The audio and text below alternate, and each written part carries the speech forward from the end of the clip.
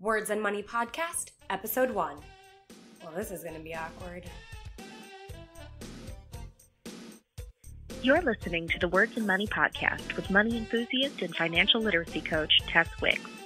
Each week, listen in on a 30-minute, no BS conversation, teaching us how to be smart about money, our future, and miscellaneous adult things from the minds of our brilliant expert guests and from Tess herself. Whether you're a recent graduate, young professional, or seasoned career woman still trying to figure out your money matters, you've made it to the right place. Welcome to Words and Money. Hello and welcome to the Words and Money Podcast. My name is Tess Wicks and I will be your host for this new financial literacy show.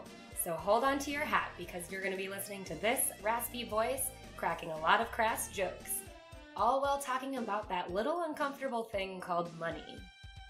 The Words and Money Podcast is really just a place where you can listen to the stories of women who are in the financial space. It's a place for learning about your personal finances, and I love sharing stories and getting really clear and gaining control of my personal finances. It's a really fulfilling thing to do, and I think that it is something that tends to hold us back from time to time, especially as career women who are driven to kind of do all the things. So I've created this platform, the Words and Money Podcast, the Words and Money blog, to really allow for a place for women to come and learn about finance in a really casual setting. This isn't your father's financial planner. This is super casual, no BS, just fun, kind of shooting the shit type of stuff.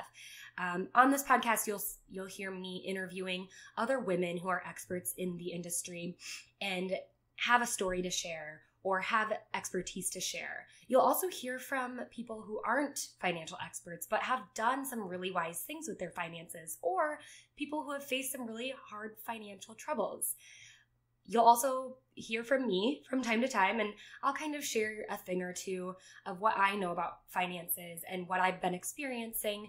This is a really fun time because I am at a point in my life where I've made some big changes and I've experienced some highs and some lows when it comes to finance and it comes to money.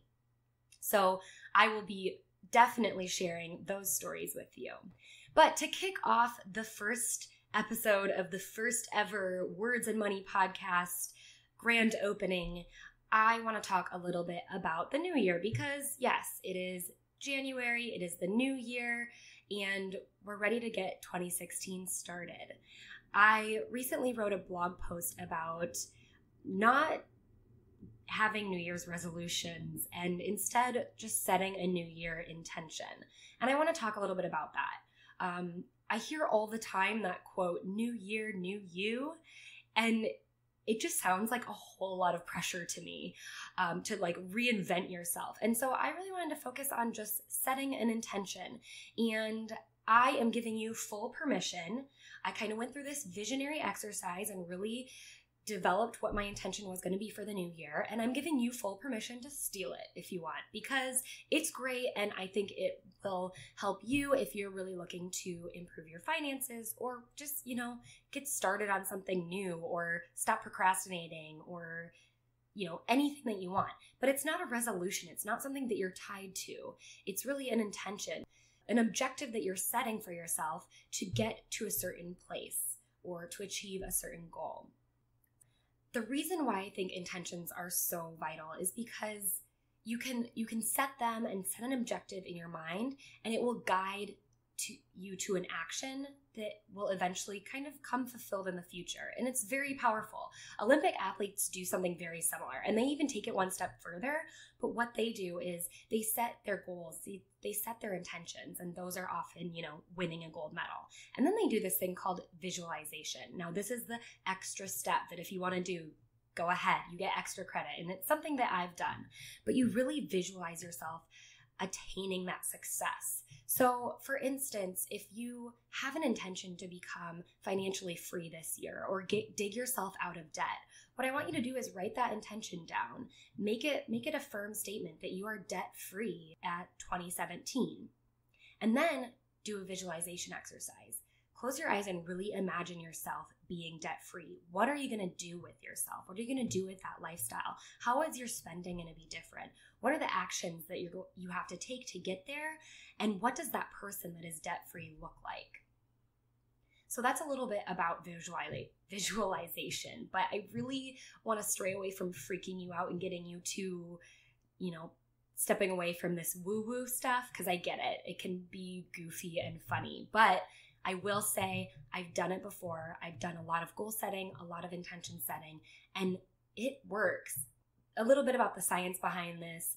Your subconscious mind can't really decipher between things that you think about and things that you actually experience. So think about your dreams. You have dreams where someone really pisses you off. Have you ever had those? Because I sure have.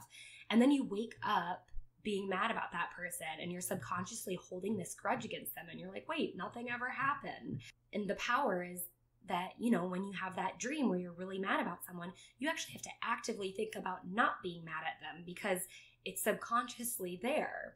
So think about, what if you just dreamed of always being successful? I wish that were true for me. Dreaming that you're like making millions of dollars or, I don't know, running that marathon, but you dream about crossing that finish line. You dream about cashing that check. And then you're subconsciously thinking about that. And that's just in your natural state. All right. That's a little bit about intentions. So let's get into what my intention is looking like for 2016 and why I think you should totally steal it. So my intention for 2016 is action is the answer. And I've heard this phrase several times from people. And after going through the highs and the lows of 2015, I've realized that the things that have pulled me out of the ruts has been when I sat down and I took action. Now in 2015, I went through a whole big life change. I switched careers and I went from really crunching numbers and kind of having a to-do list provided for me to becoming a writer. And yes, I write for different companies, but I also write for myself and I write financial content and I'm creating content and stuff every day. The problem is you have this intense pressure to sit down and create. And let me tell you guys, writer's block is real.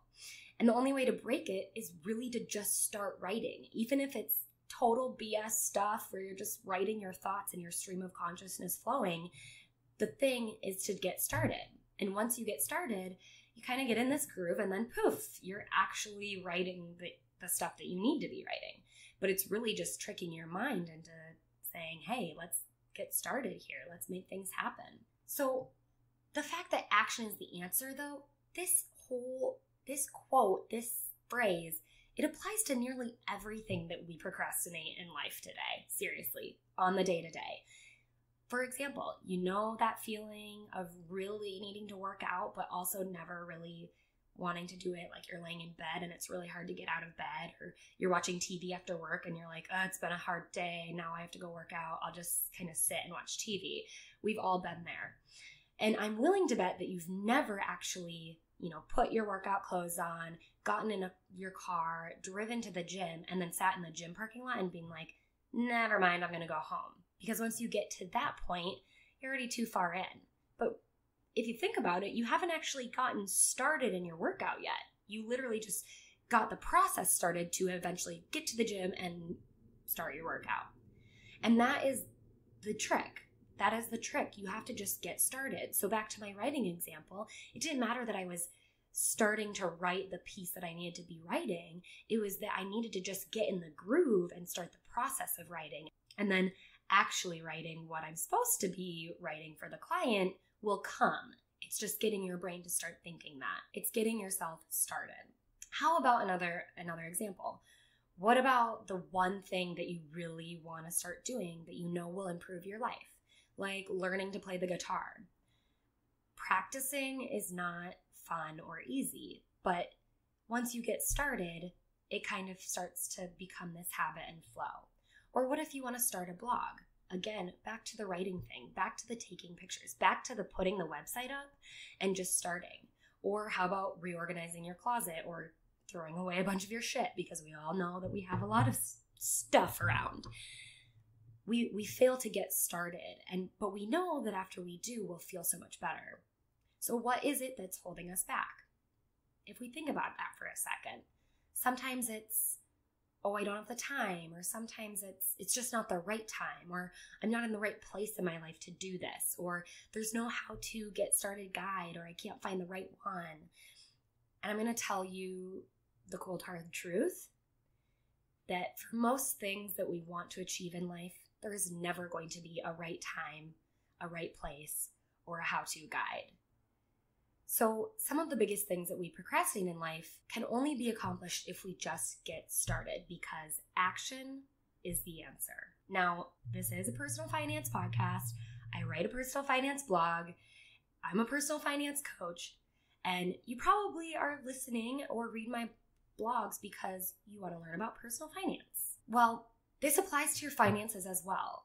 And I'm really trying to touch on the mindset of finances. It's hard to face the truth when it comes to your finances. Even if you're in an okay financial situation, some months you just spend a little too much, and it's never fun to open that credit card statement and face the truth that your money went into a hole called Target, and you just have to accept it.